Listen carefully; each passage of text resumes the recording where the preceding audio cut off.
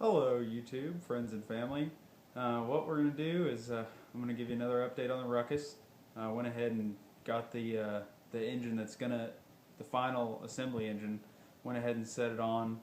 I had to cut those mounts off that I had. The steel was just, it was hardened steel, so I couldn't even drill through it. When I tried, carbon bits, didn't work. So I don't have a torch here, so I gave up. Cut those off, welded on some tubing I had. I don't think it's going to be as strong, but it's good enough for what it is. I got those welded on there, went ahead and drilled some holes, got them lined up to where I think I could, and it left a little play in them. And we'll check it out and see the motor sitting on there, and then I'll show you with it bolted up. Then all I'll be left to do is wire it up. I got my new sprocket in. I have to put a new sprocket on the rear end to hold the pitch chain that I bought.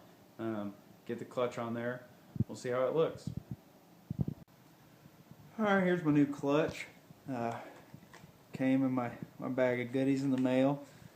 Here's the sprocket I'll be using. It's a 40 tooth, so this thing, the final gear ratio I think is like 3.5 to 1, which is kind of high, but with the torque that this engine puts out, here's the final assembly engine. You can see the exhaust pipe comes out right here by the shock. Looks kind of dirty, but I'll clean it all up. Here's the intake. I have a filter that goes on there, but it actually hits the back tire, so I'll have to get a smaller filter to go on there. There's the engine. Looks just like the one I used for mock-up, but inside it has a cam and valve springs, and it's rejetted. So I'll show you guys with it bolted up there and the new sprocket and clutch on there.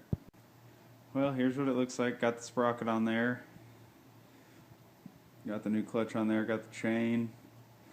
Actually there was a little bit of gas left in the bowl from when I pulled the fuel tank, so I started it up, ran it for a second off of the fuel that was in the bowl, and everything seemed to spin right. Don't mind this crack here. It was actually a split sprocket, so that's why that crack's there. That's where it was cut. But other than that, fired up.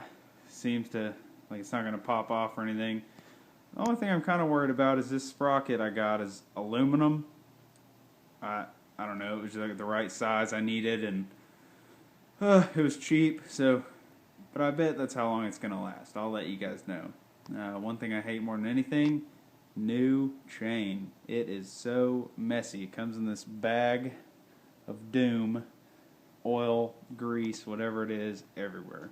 But so what I'm going to do, I'm going to have to pop this valve cover off and clearance it a little bit. You can see, like, I did a hack job there. It's not very good. I hit it with a hammer a little bit, but I'm going to have to clearance it for this shock. Because of the new mounts that I put on here, it raised the motor up a little bit, which changed my angle in relation to this shock where it mounts up to the frame, so it's going to be hitting. So I'll clearance out a little bit. There's actually nothing really in there. The valves and everything are set down here, the down in.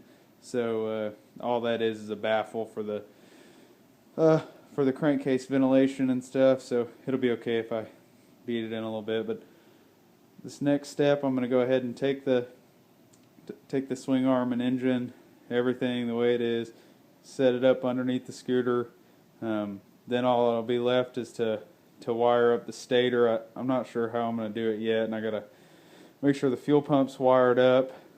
This is just like a electric fuel pump you can buy from AutoZone or wherever. It runs at like 3 psi, which hopefully this engine won't care to have 3 psi pumped into it. I know the 150 that's sitting over here in the corner, it didn't really like having all that extra fuel forced through it, but we'll see. I'll get this hub back on and slide it up under there. Here it is, all bolted up. I know the tires are muddy and the shop's a little dirty, but don't judge me. Here's how the exhaust and shock look from the back. Looks pretty neat with the tail light there. I've already jumped up and down on it a couple times to make sure the suspension is okay with the modified valve cover. Got the battery over there on the charger right now, so I'm not going to have an electric start on this motor, so all I'm going to have to do is wire up the lights and the tail light, and the key will kill those. But other than that, it's almost ready to go. I'm going to go ahead and finish wiring it up.